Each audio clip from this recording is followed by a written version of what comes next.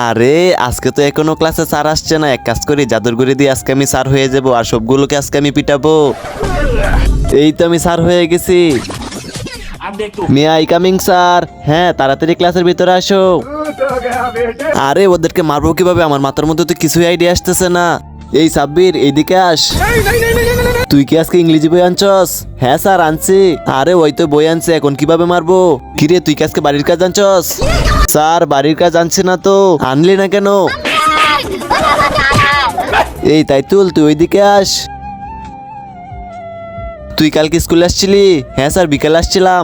আরে বিকাল স্কুল নাকি?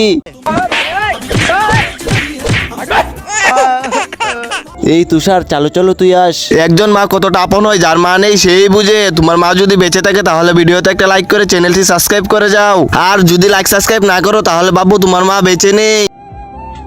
হ্যাঁ স্যার বলেন, তুই বাড়ির কাজ করছস? হ্যাঁ স্যার করছি। কালকেরও এটা করছস? আরে স্যার কালকে তো স্কুল বন্ধ ছিল। কি রে তুই স্যারের উপরে কথা বলিস?